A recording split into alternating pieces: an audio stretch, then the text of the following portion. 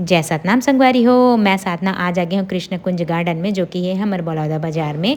लइका मन ला लेके आन संगवारी हो। हमन ह झूलना झुलाए बर, वैसे तो मोर पति देव ला समय नहीं मिला, लेकिन आज वो घर मरी से तो हमन ला घुमाए बर लाई से। बहुत मजा आई से यहाँ आकर के।